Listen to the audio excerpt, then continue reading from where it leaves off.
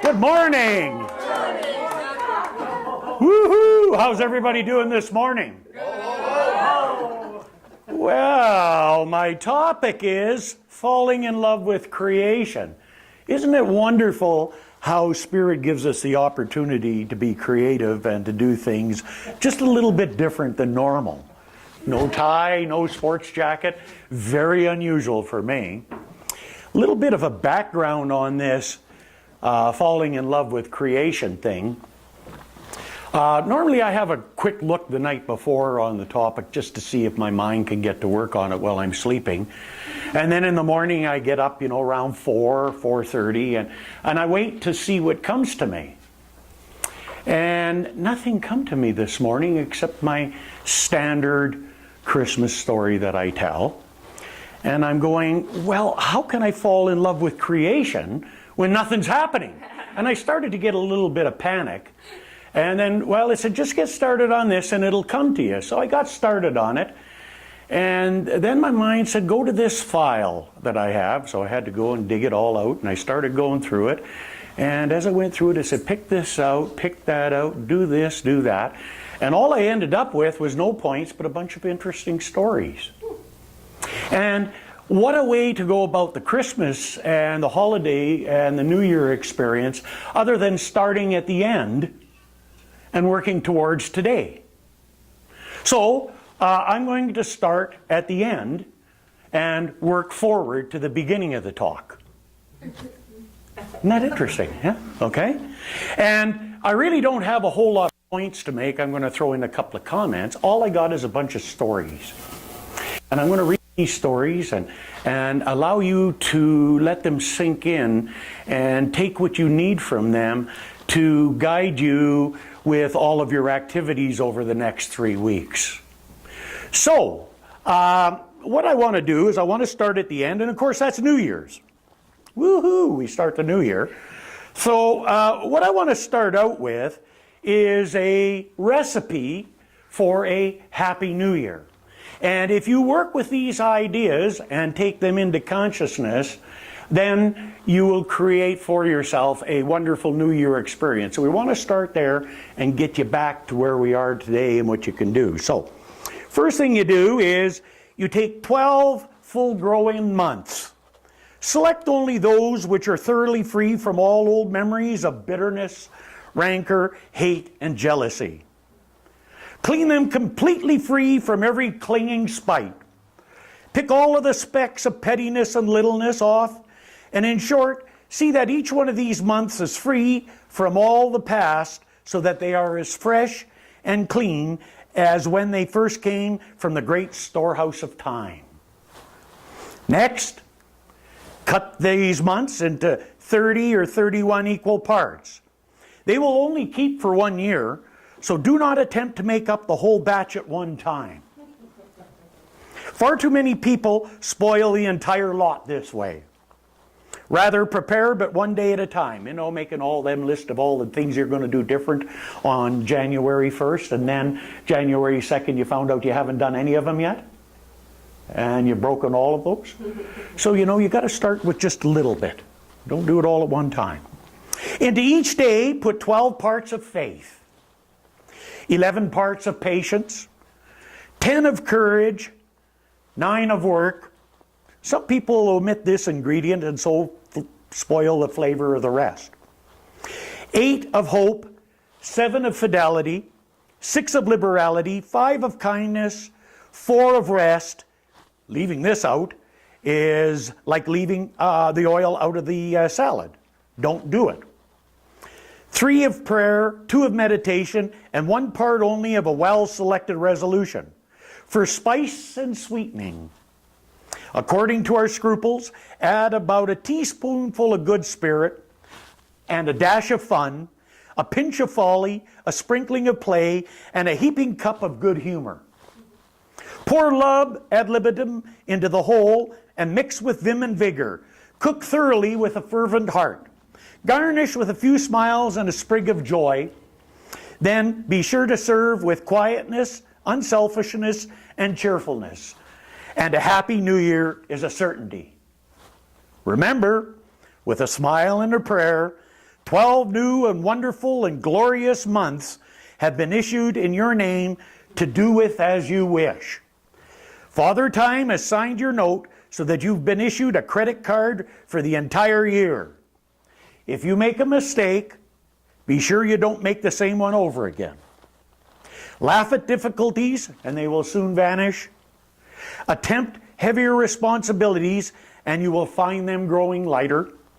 Face a bad situation and it will clear up. Tell the truth and find an easier way out. Do an honest-to-goodness day's work every day and reap the rewards. And believe men are honest and you'll find them living up to your expectations. Trust in God each day and He will surprise you with His goodness. So there you go. That's your recipe for a Happy New Year. Now we got to come back. Let's come back to Boxing Day.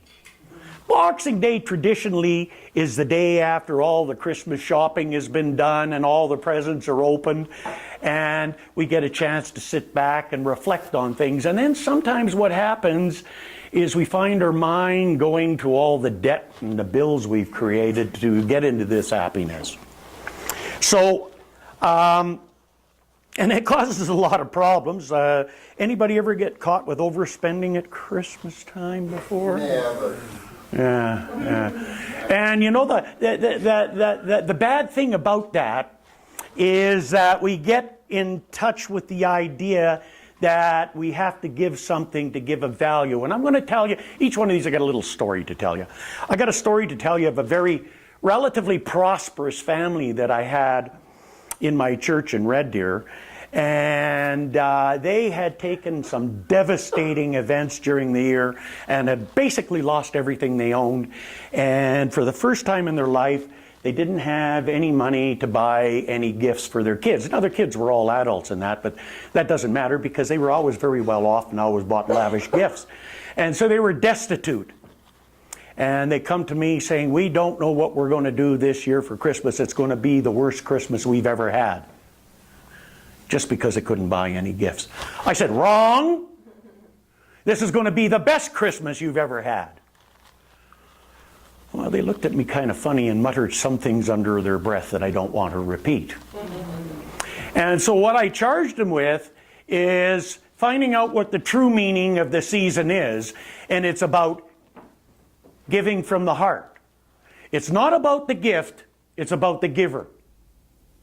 Okay? It's never about the gift, it's always about the giver and where you're coming from.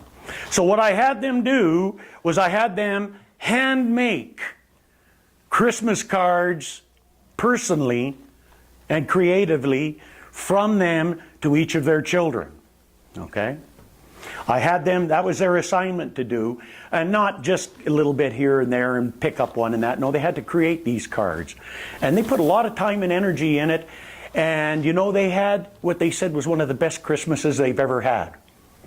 So it's not about spending a lot of money, it's about spending the energy of your heart with good intention. That's what the key is. So this one's called Boxing Day Shopping for Love. I am flat broke from overspending at Christmas time.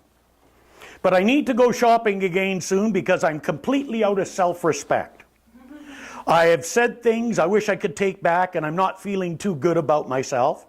I also want to exchange a carton of self-righteousness for an equal amount of humility.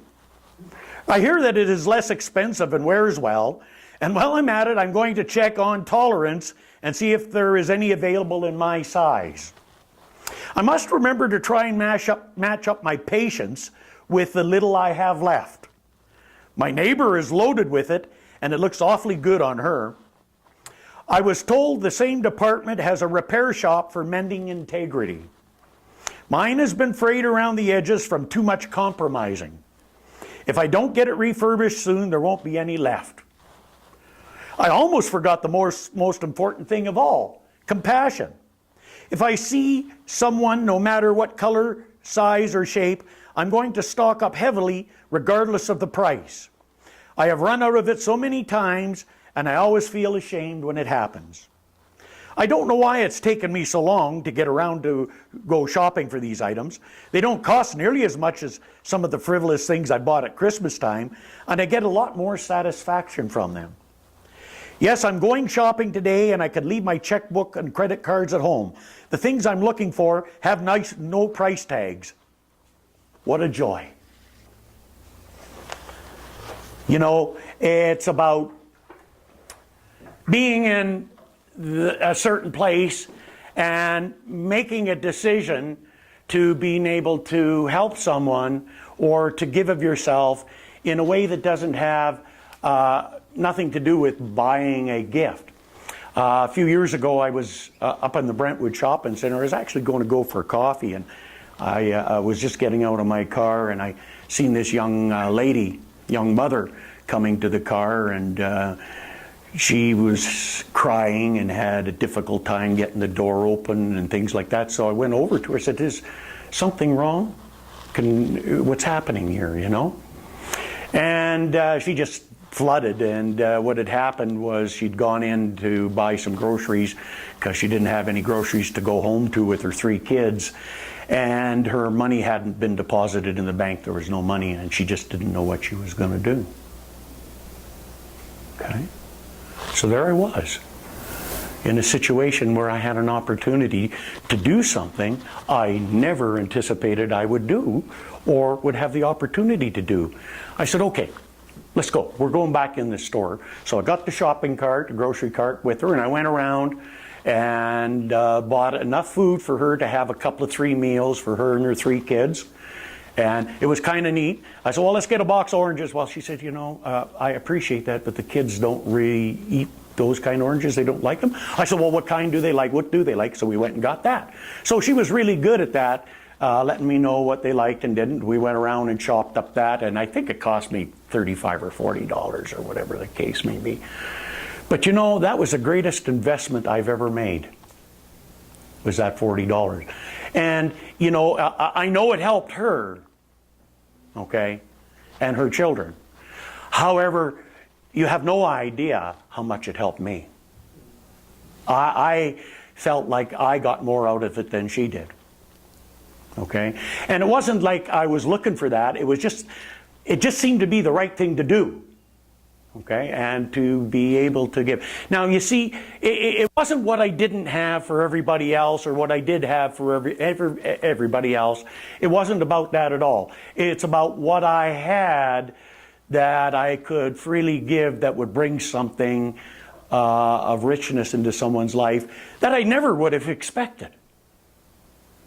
And I thank God that I had that opportunity to be there at that time and that place to just be of service. And you should have seen, I could still see the smile on her face when she got the groceries into the car and thanked me. And she said, "I don't know how I could ever thank you." She said, "Well," I said, "just thank me, that's all." You know, that's it. And I walked away with a feeling that I can't describe it. Okay?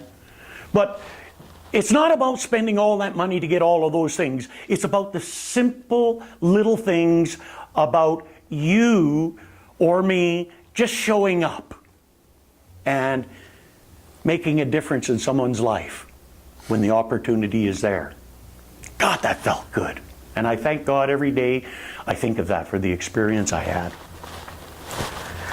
So now we're going to go back just before Christmas and just some of the things. You know, this gives me a lot of leeway at this time of year. I get a lot more attention the last couple of 3 weeks and the next 2 than I do for the previous 46 of the year.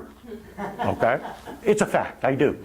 And I've got people over the year give me negative comments. "Oh, you look so much nicer without all that hair on your face," and this, that, and the other thing. I have people tell me that on a regular basis.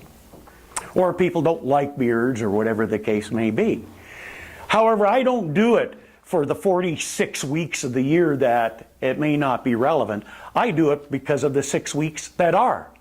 And you have no idea what it's like walking down the mall and just a regular clothes and going by the play area and the kids are going, "Look, Mommy, Santa Claus," and just having the opportunity to go over and chat with them. Okay? Just to talk to little guys like that and see the joy in their eyes.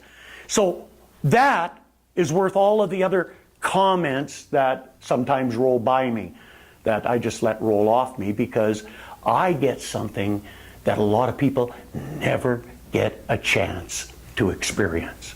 I get to see into the eyes of the soul of the little children, because that's what they show me. And do you know what that's like? I'll tell you, it is something. And I don't have to get dressed up in the Fondy Mall Santa suits, because I got the real thing. And it's natural. It is, you know? So it provides me with an opportunity that's second to none. And it's going to provide me with a lot more, because next year I'm going to start doing some more gigs. This year I was going to, but I had a little bit of a backslide, I guess, or a slip up with my thing over the summer in Italy and that. And so I'm just getting recovered from that. But next year we're going to go after it a little bit more. And then I'm going to go after some tour guiding when I switch hats and put on a different role as Mountain Man Doug for the summer. Okay? And then Anna's got a few ideas of just the natural resources that you got. We've all got talents. Well, I have this, and it grows. So it's going to get me some bit parts in some movies, too. I could play an old-time preacher. Not much rehearsal there. Old-time biker. Not much rehearsal there. Mountain Man. Not much rehearsal there. I got 3 parts I could slip right into. Woo! 3 years ago, a little boy and his grandmother came to see Santa at the Mayfair Mall in Wisconsin. The child climbed up on his lap, holding a picture of a little girl. "Who is this?" asked Santa, smiling.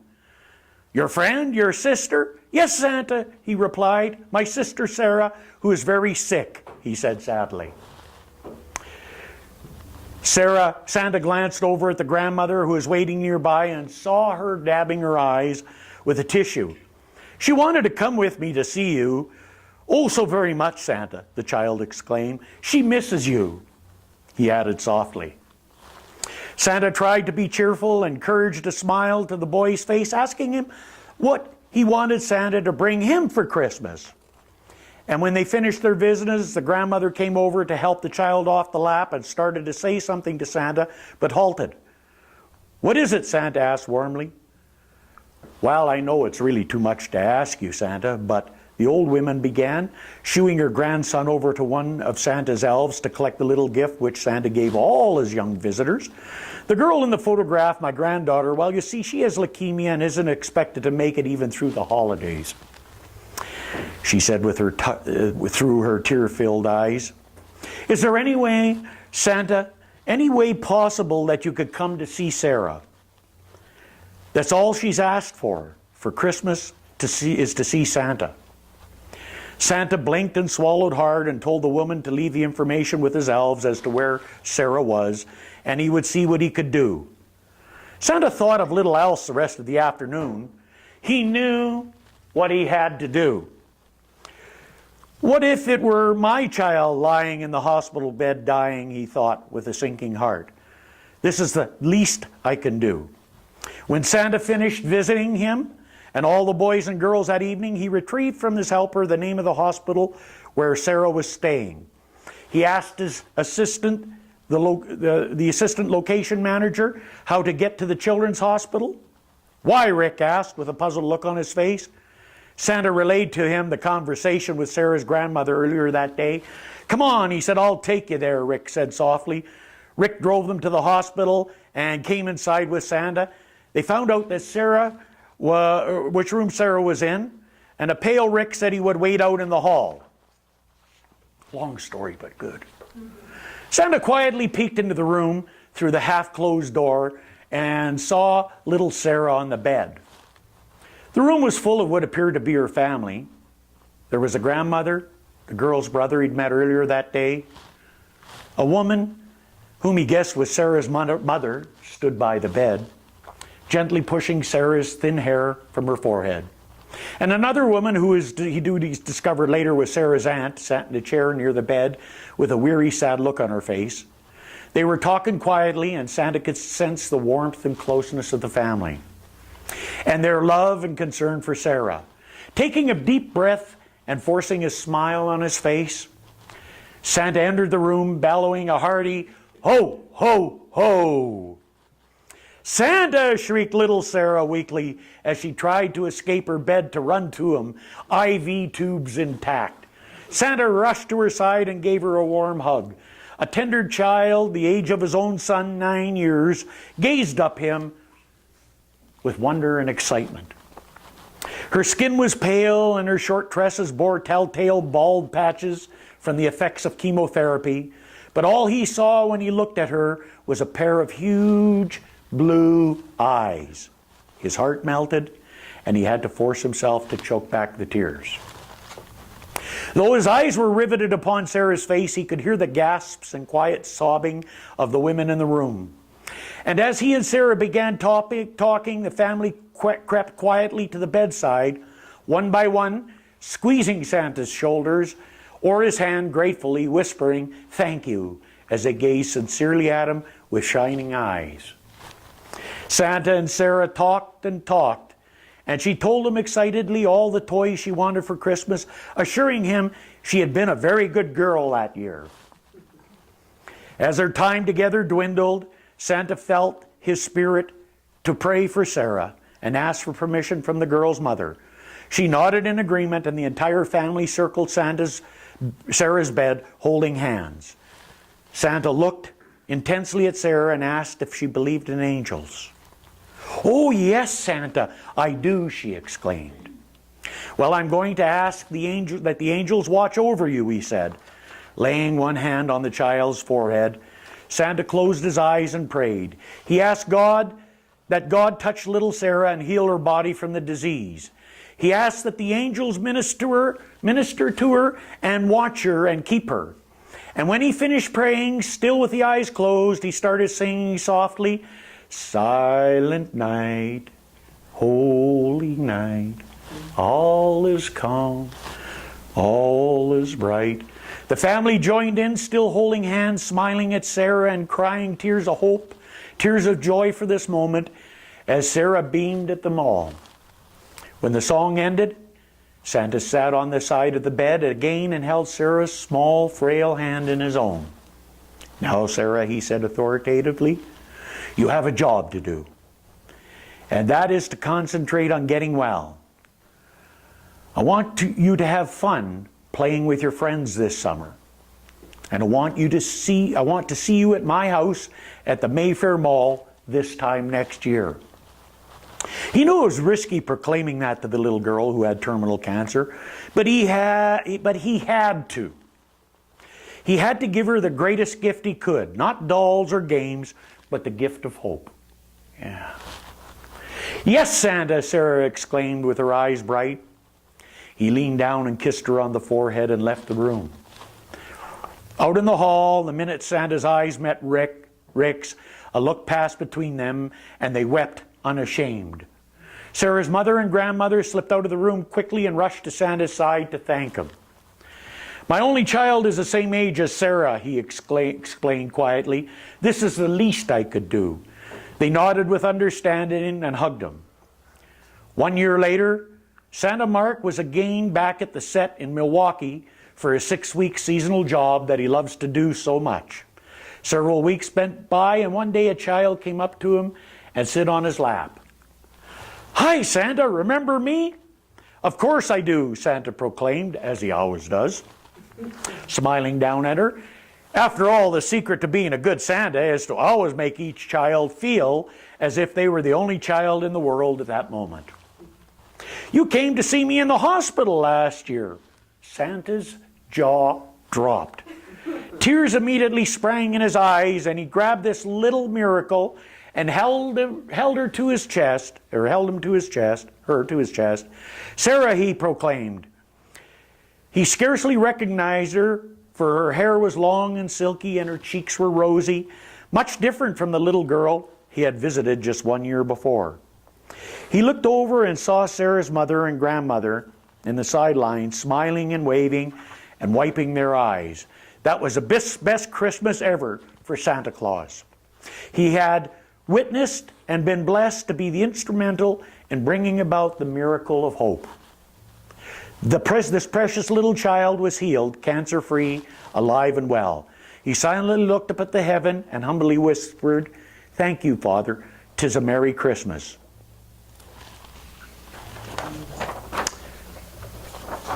Now, not all of us can be Santa.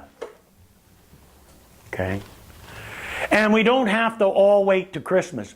But all of us can be an inspiration and a guiding light to people. And we can give them the greatest gift of all, is the gift of hope. You know, I've been doing this Santa thing off and on for just over 30 years now. And one of the things when I first started doing it, being a member of an outlaw motorcycle gang, it was quite different appearing at a function at the school, not in my biker clothes, but in a Santa suit.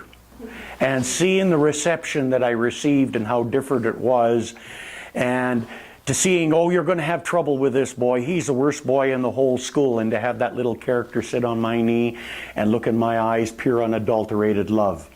And so over the years, I've had the greatest opportunity to take this idea and bring a little joy into some people's lives around Christmas time.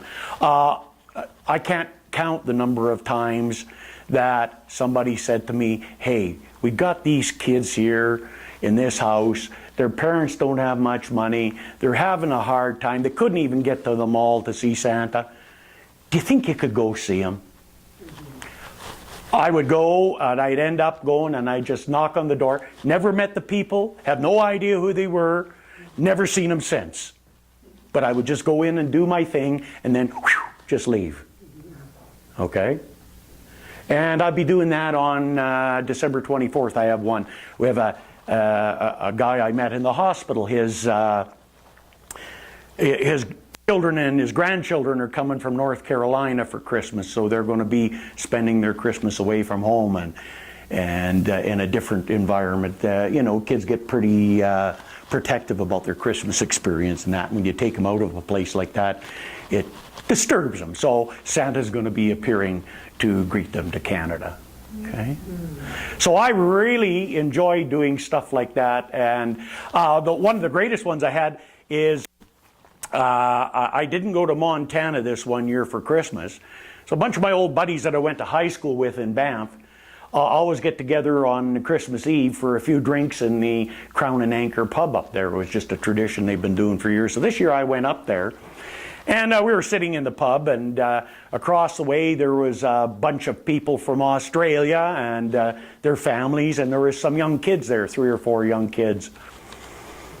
And the guy come over to me after, and he says, "You know," he says, you really look like Santa.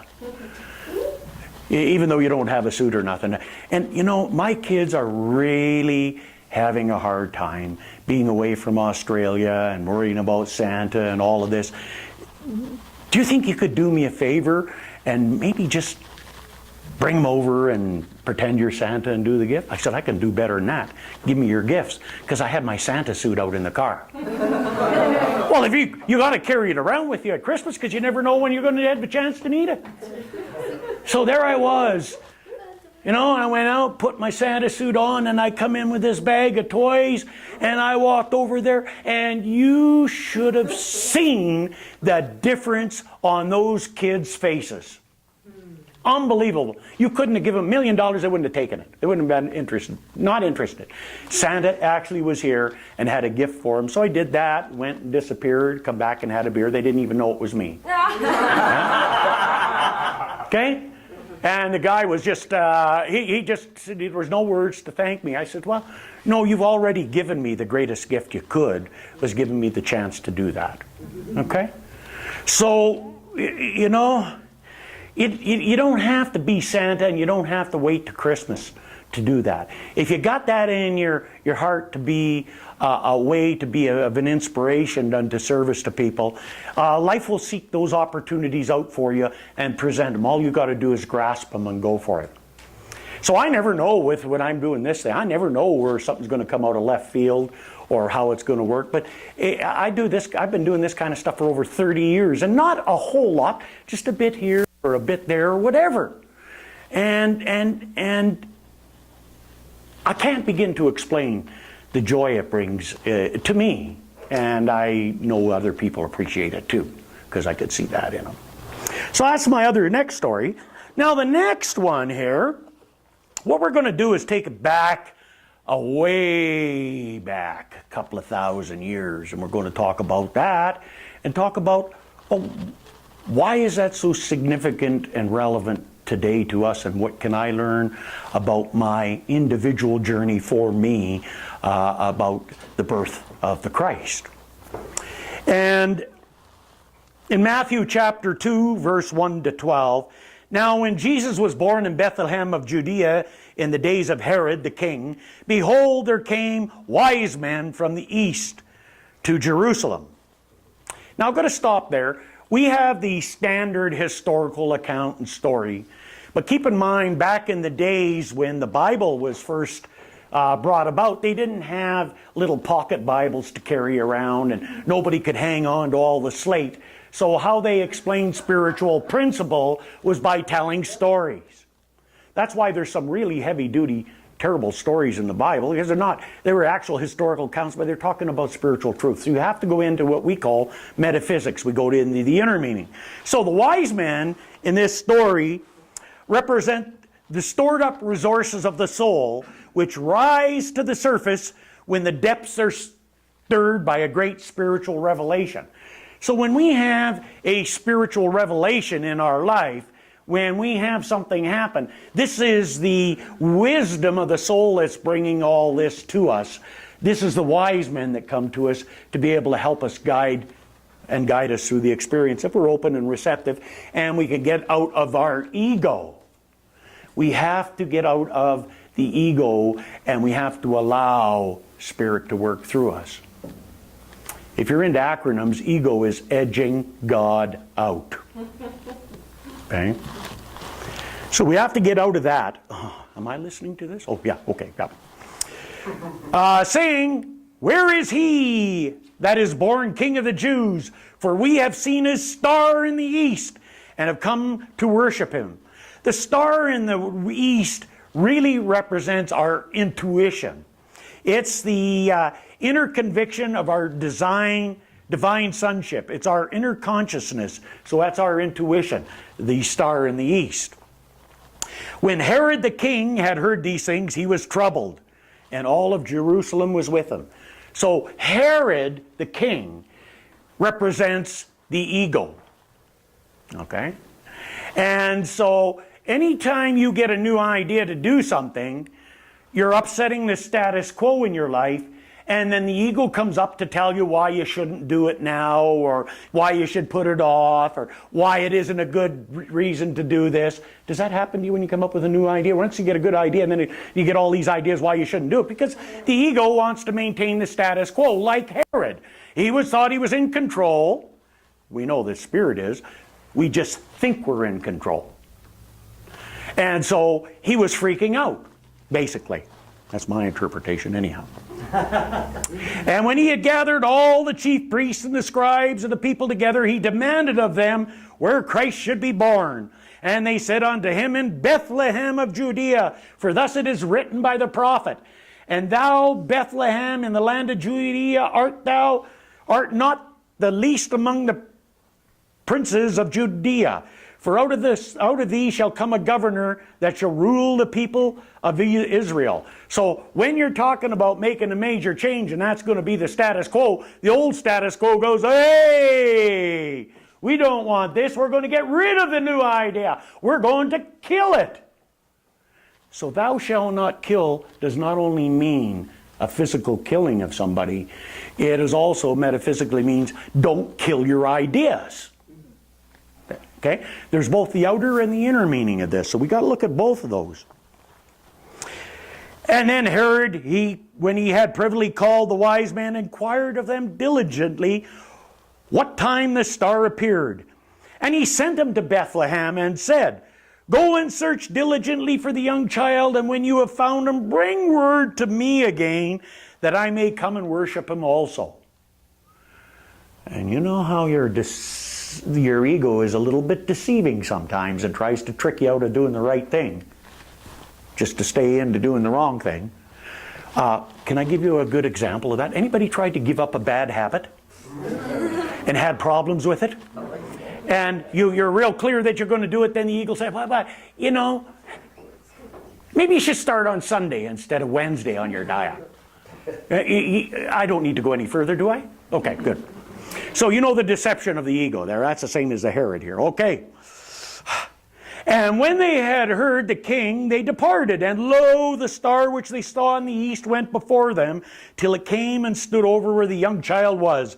And when they saw the star, they rejoiced with exceeding great joy. And when they came into the house, they saw the child with Mary, his mother, and fell down and worshipped him. And then they opened their treasures. They presented to him gifts of gold, frankincense, and myrrh.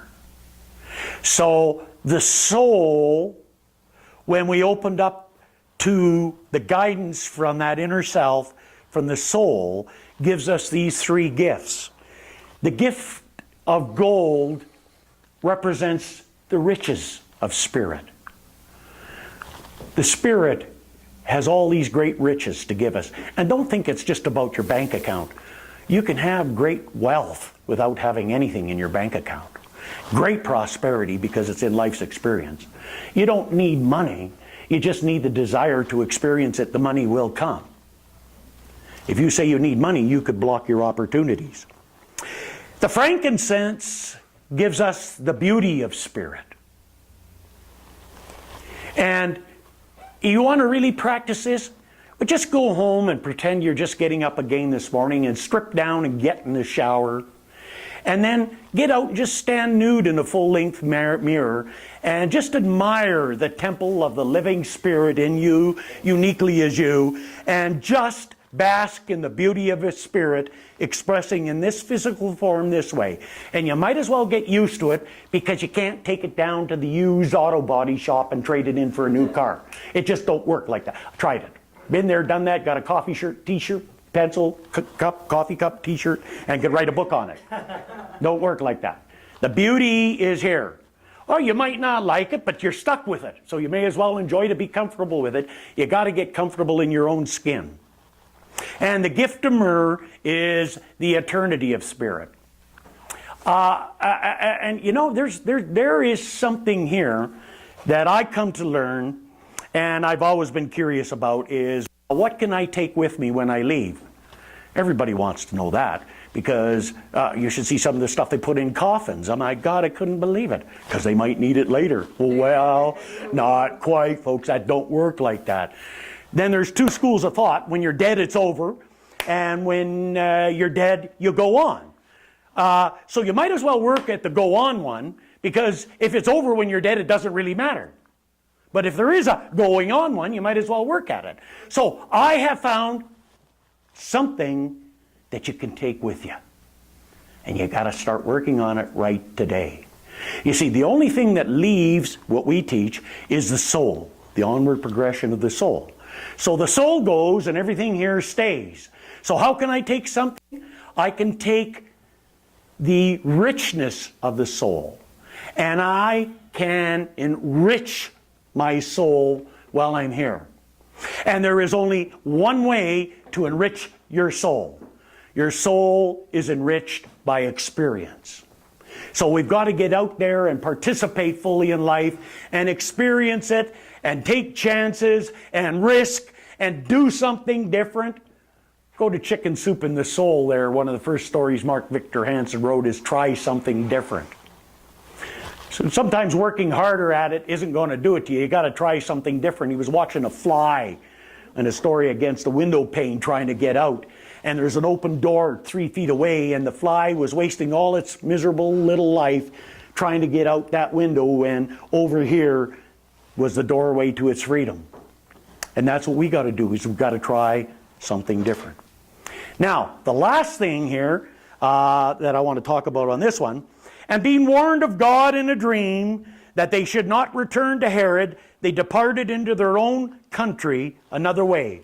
So the Spirit come through and said, hey, the ego is deceiving you and trying to get you to participate in the demise of your goodness. Well, with wisdom, we chose a different way rather than returning to the realm of the ego. And that's what the Christmas story is in a totally different way.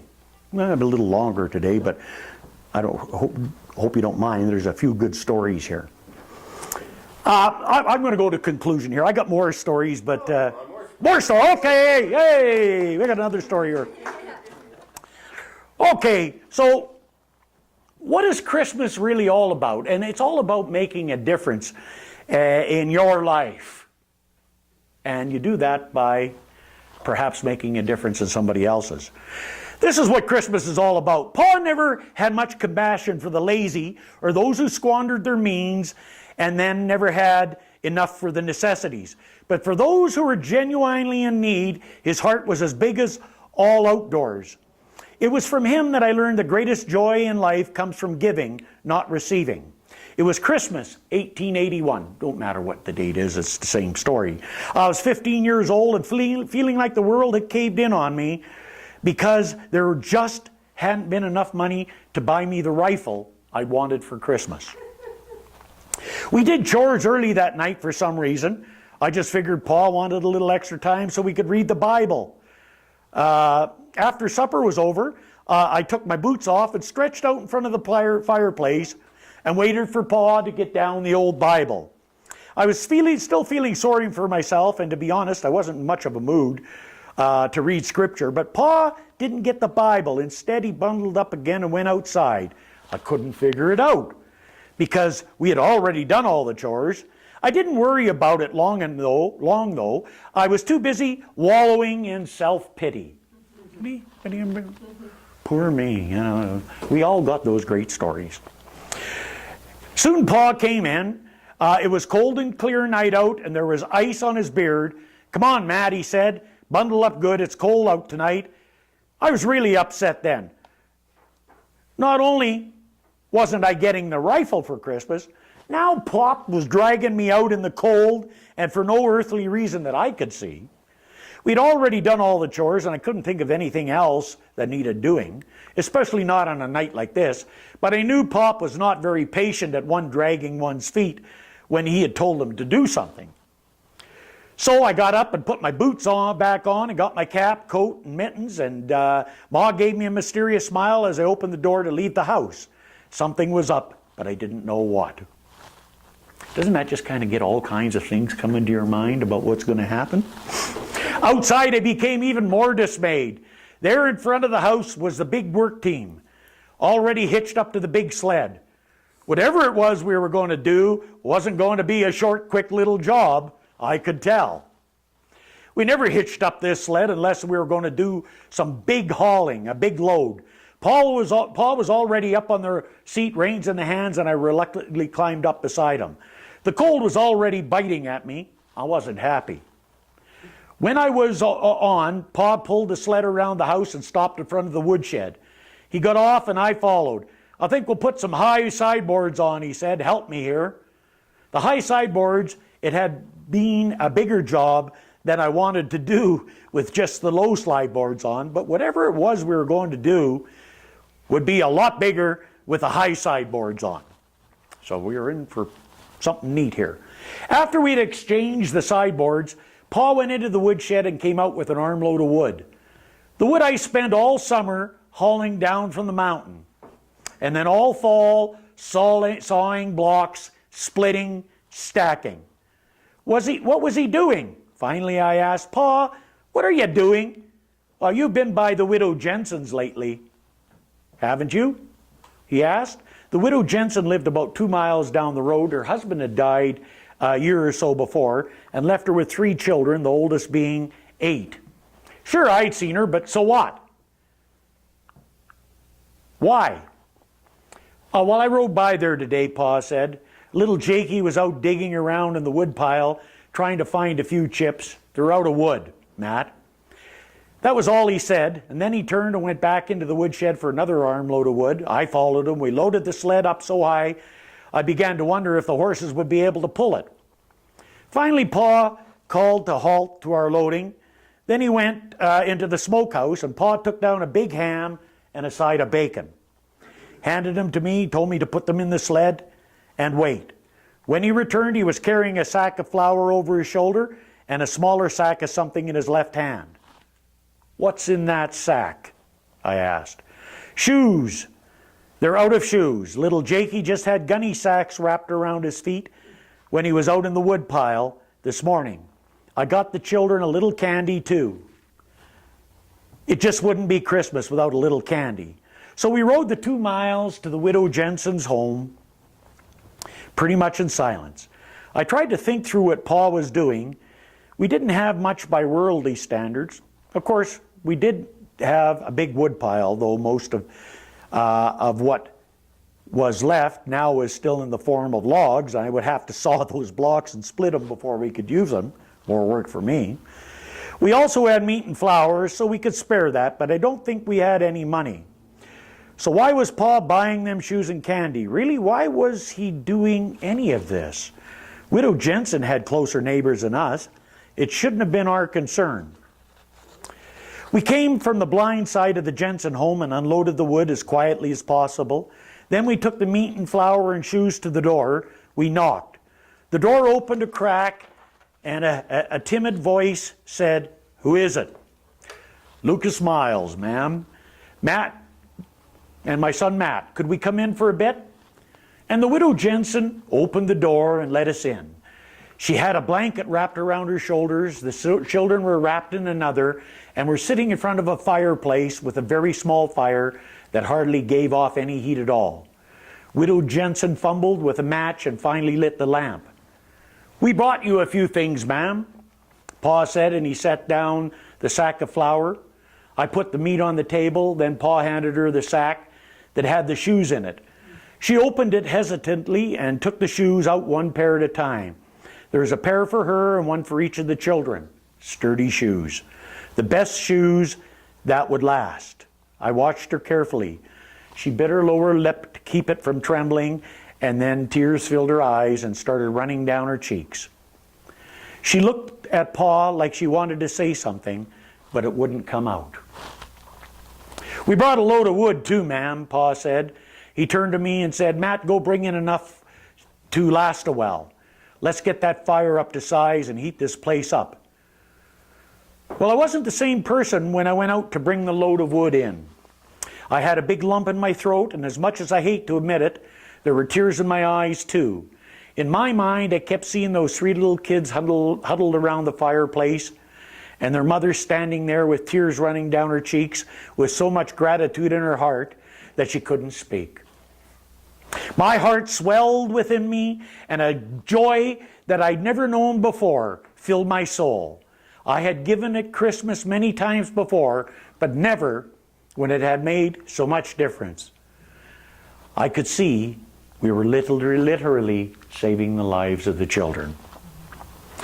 I soon had the fire blazing and everyone's spirits soared. The kids started giggling when Pa handed them each a piece of candy, and Widow Jensen looked on with a smile and probably hadn't crossed her face for a long time. She finally turned to us and said, "God bless you. I know the Lord has sent you. The children and I have been praying that He would send one of His angels to spare us." In spite of the lump in my throat, the tears welled up in my eyes. I never thought of Pa in those exact terms before, but after Widow Jensen mentioned it, I could see that it was possibly true. I was sure that a better man than Pa had never walked on the earth. I started remembering all the times he had gone out of his way for Ma and me and many others. The list seemed endless as I thought of it. Pa insisted that everyone try on the shoes before he left. I was amazed that they all fit. I wondered how he had known what sizes to get. Then I guessed that if he was on an errand for the Lord, that the Lord would make sure he got the right sizes. Tears were running down the widow Jensen's face again when we stood up to leave. Pa took each of the kids in his big arms and gave them a big hug. They clung to him and didn't want us to go. I could see that they missed their Pa, and I was glad I still had mine. At the door, Pa turned to the widow Jensen and said, "The missus wanted me to invite you and the children over for Christmas dinner tomorrow. The turkey will be more than the three of us can eat, and a man can get cantankerous if he has to eat turkey far too many meals. We would be by to pick you up around 11. It would be nice to have some little ones around again. Matt here hasn't been little for quite a while." Matt said, "I was the youngest of 2 brothers and 2 sisters, and they had all married and moved away." Widow Jensen nodded and said, "Thank you, Brother Miles. I don't have to say, 'May the Lord bless you.' I know for certain that He will." Out of the shed, I felt the warmth that came from me. Out in the shed, I felt the warmth that came from me deep within, and I didn't even notice the cold when we had gone a ways. Pa turned to me and he said, "Matt, I want you to know something. Your ma and me have been tucking a little money away here and there all year so we could buy you that rifle for you. But we didn't have quite enough. Then yesterday, a man who owed me a little money from years back and came by to make things square. Your ma and me were real excited, thinking now we could get you that rifle.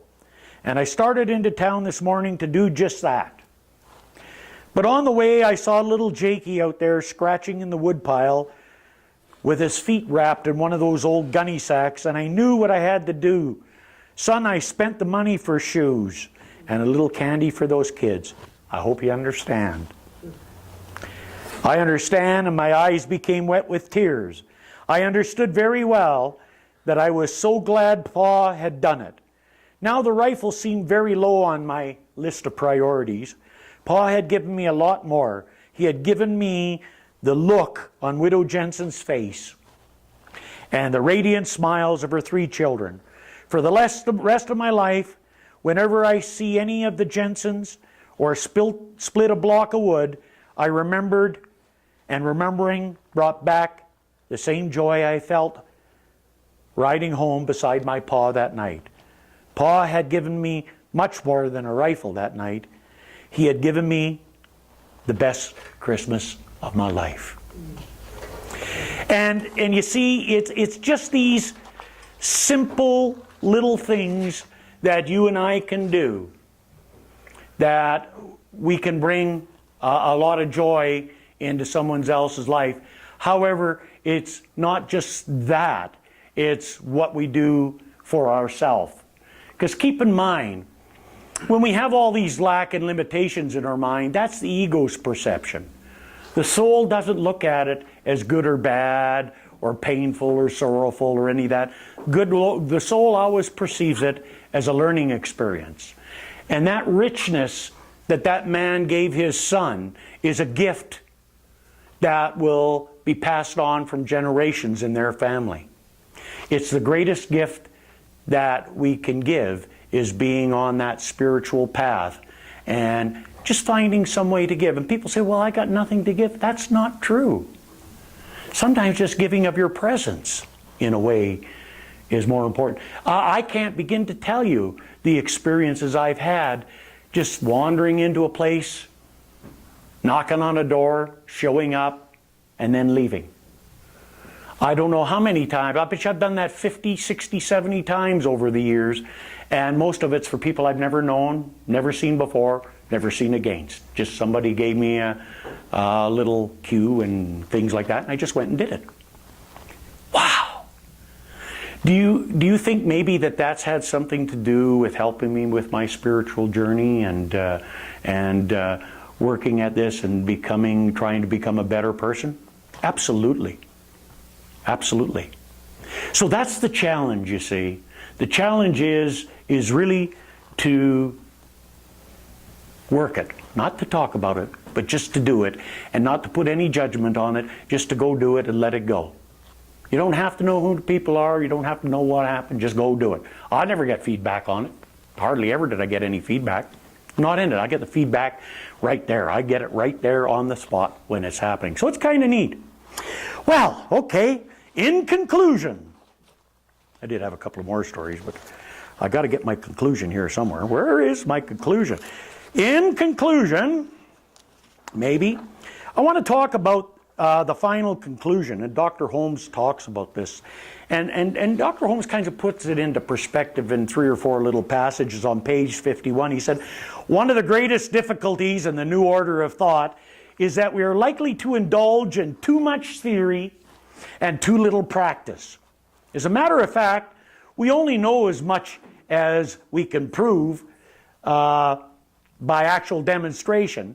That which we cannot prove may or may not be true, but that which we can prove certainly must be and is the truth. So the way we prove things to ourselves is just not by pontificating and talking about things. I have acquired enough knowledge about 10 years ago to talk about this for the rest of my life. I don't need any more knowledge to talk about it. My knowledge is vast. However, that's not the challenge. Because knowledge is simply just that, knowledge. It means nothing until you can use it and put it into practice. So the greatest challenge I've had is actually doing it. Okay? Learning about it's easy. Talking about it's easy. Okay? Explaining it's easy. I have no problem with that. Doing it is a different story. So that's what we want to work with. We want to work with doing it. He says to demonstrate means to prove, to exemplify, to manifest, to bring forth, to project in our experience something that is better than we had yesterday. Less pain, less unhappiness, less poverty, less misery, more good. This is what is meant by demonstrating. He goes on to say in page 477, man's mind should swing from inspiration to action, from contemplation to accomplishment, from prayer to performance. The Spirit fires the soul with energy and understanding. The soul, which is the subjective mentality, vitalizes the body and animates all that we do.